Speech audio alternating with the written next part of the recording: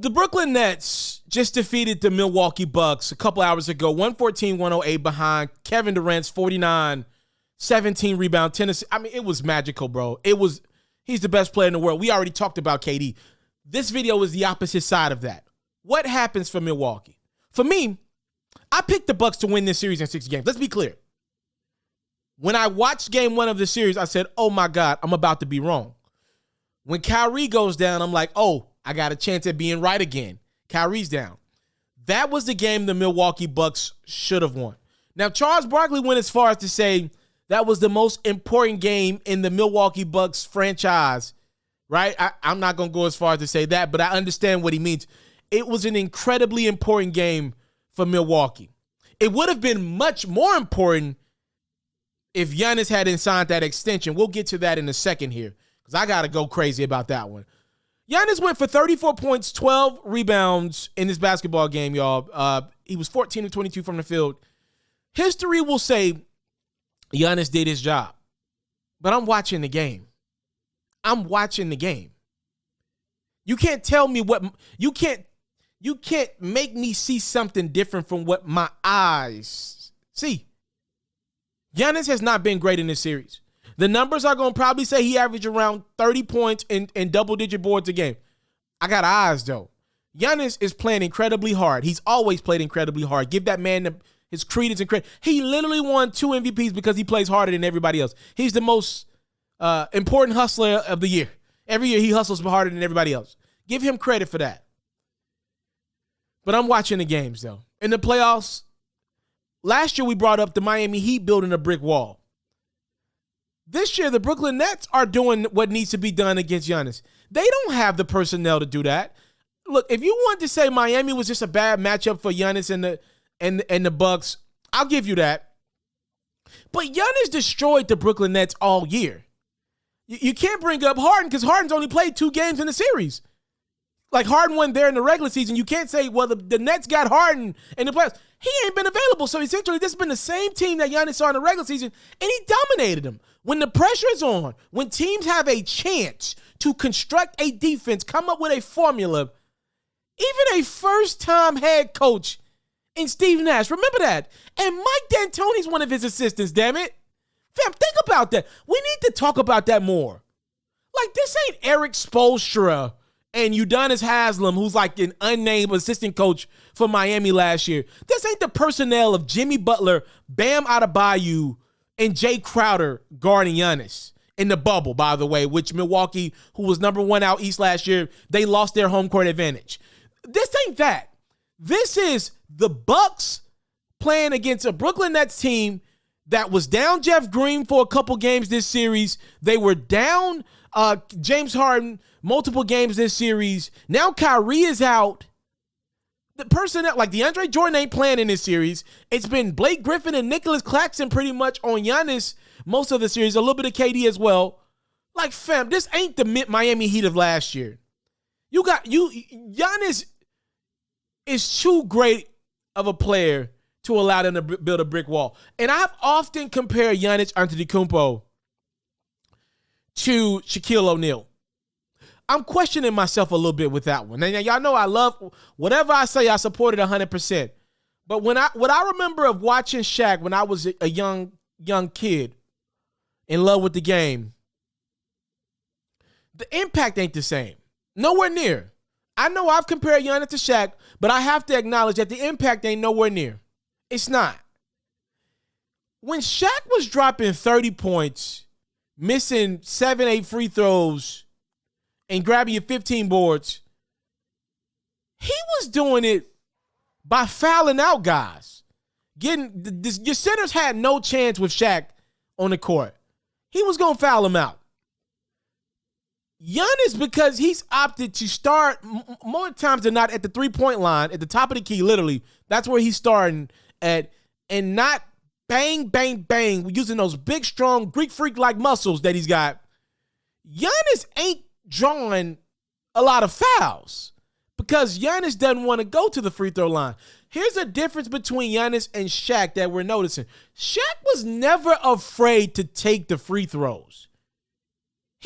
Because you got to think about who Shaquille O'Neal was. He was a superstar in our world.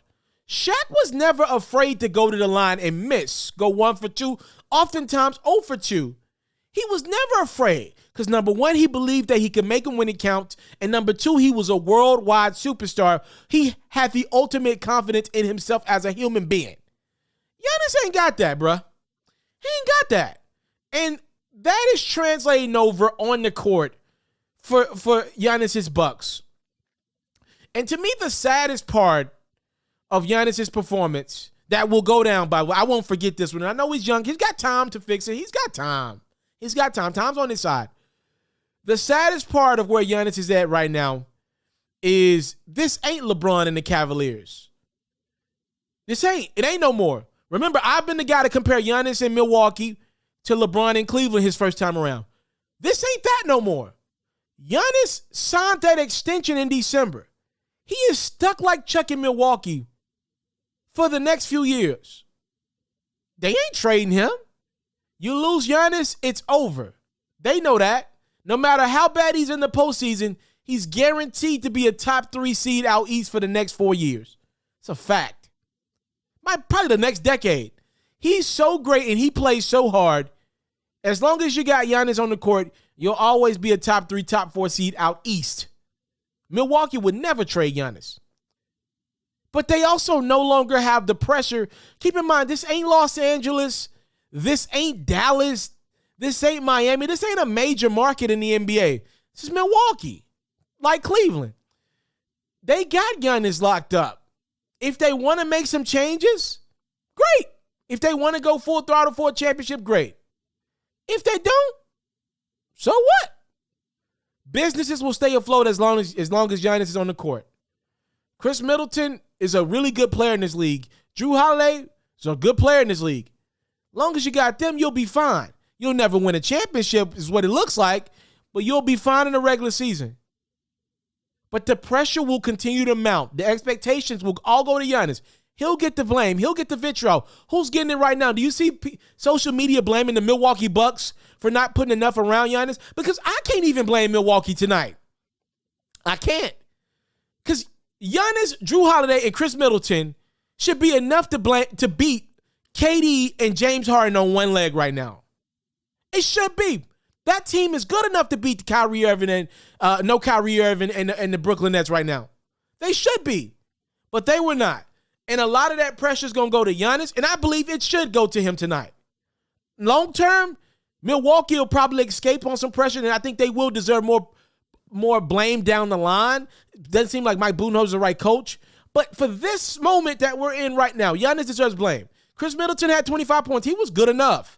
Jrue Holiday has had the responsibility of guarding Kyrie or Harden every game. As long as he's done his job, that's good enough. Giannis, to me, could be averaging 46 points. Like, KD just went out there and dropped 49. I felt like KD gave it everything he had. I don't feel like that with Giannis. I feel like there's still a couple jump shots too many. A couple times he could have attacked the rim. And he ain't got the hardest job on defense either right now. Like, Brook Lopez could go get you a few boards. Thanasis can come in the game and get you a few boards. Giannis is grabbing 14 rebounds, 12, 13, 14 rebounds. But he ain't guarding KD. You got a guy who's dedicated to that. That's why you brought P.J. Tucker in. It ain't been great. Now, I'm not going to brag on P.J. Tucker after KD just went and got 49. But hell, Tucker won you a game. He won you one. He won you game 4. That's why you brought him in, to get you one win in a series against Brooklyn. He did that in game 4. If Giannis and the Bucks don't get it done against the Brooklyn Nets, which it doesn't look like they're going to do it, who in the hell is picking Giannis and the Bucks? If they do get past Brooklyn in game 6, who in the hell is picking Giannis against Kevin Durant in the game 7? It ain't going to be me. I wouldn't throw $1 at it. I wouldn't put $1 on it.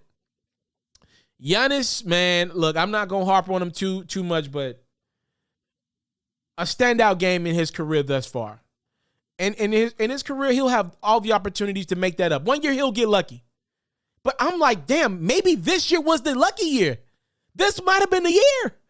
Are you expecting Harden, Kyrie, and KD with a full offseason to be hurt next year? KD will be 2 years removed from the Achilles surgery. Harden will have a full offseason. A hamstring will be healed. Kyrie another year in Brooklyn. You expecting it like this is the one. You got Brooklyn in a series where Kyrie and Harden miss games. And not the same games. Yeah. I don't know, man. Yeah. Man, that's a tough one for Giannis. Don't get on social media, bro.